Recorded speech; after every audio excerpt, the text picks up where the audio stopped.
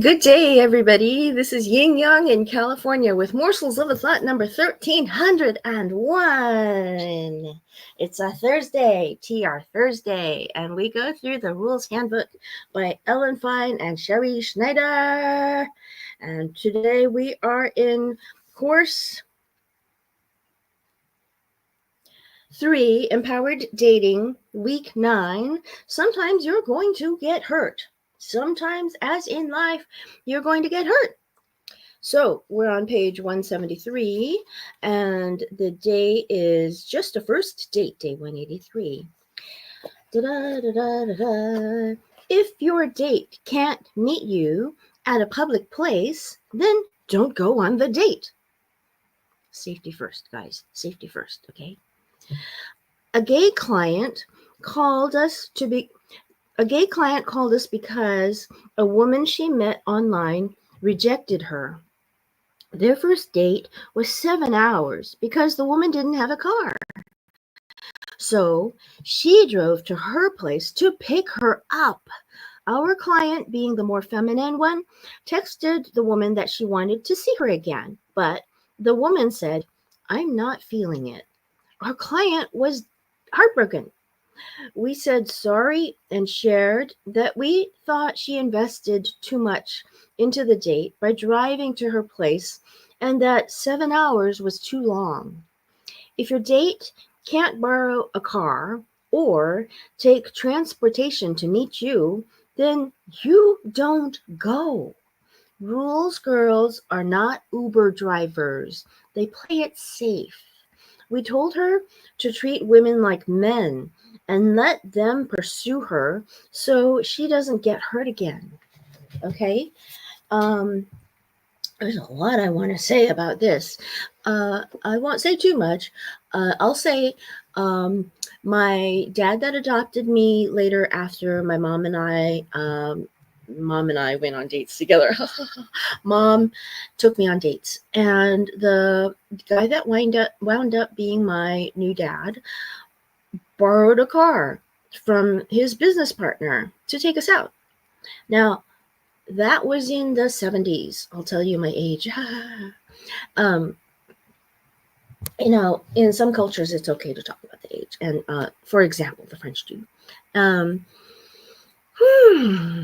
So, in any rate, my mom didn't know how to drive. So you just if you're a gay woman and you want to date, you don't have to drive people. I know somebody who won't drive anybody else except for herself, and even then out of only necessity, because some people don't like driving, and you just say, "Oh, I'm not much of a driver," and you can get yourself to a place. And actually, I've been given input about driving versus taking a bus. You don't want to be taking a bus on a date if you can help it. My circumstances were slightly different because of my location being in San Francisco. The place was really well populated. I had plenty of protection.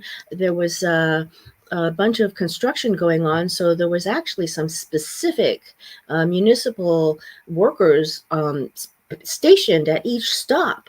So that was a different circumstance. But normally I would drive to my date, to my location of the meeting. I would drive to the meeting of the date, not to the person to pick them up.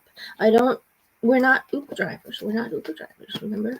We're not Lyft drivers either. And so like I say, there's a lot I'd love to say about this. I won't harp on it too much.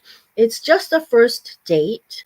And if it's a D0, even less so. D0 means that you haven't met them in person yet.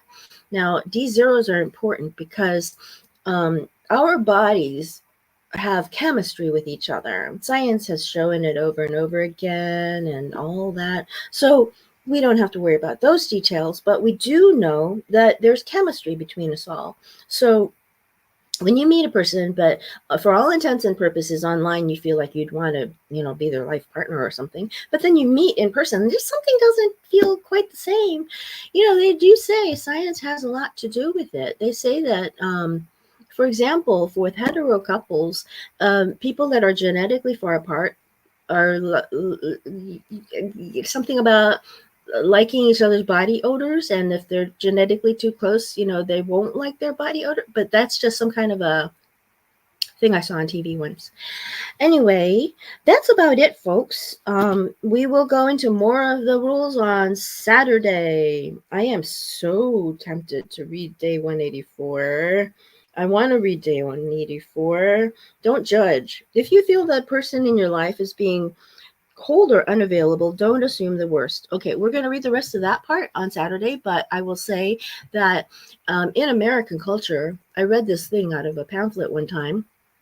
For the International House at UC Berkeley, there were only 3 international houses in the world at that time, and it was called I House, and it was a residential project for graduate students and instructors, and they had a pamphlet for foreign students, and the foreign students pamphlet said that one thing about American culture is that in the following semester, somebody that you've known pretty well and would be chatty with in the previous semester might just walk by you and you wouldn't acknowledge each other at all. That's an American cultural thing. It's like, well, you're not in my life right now, and I'm not in your life right now, so then we don't have to acknowledge each other. But it's not it's you're still being polite to each other. It's just that you're not in each other's lives. So there are things that we do as Americans that the rules covers a lot. All right, I'm going crazy talking right now. Okay, all right, rambling a little bit. All right, I will see you again tomorrow. Tomorrow is Financial Friday. Okay, old Kinder.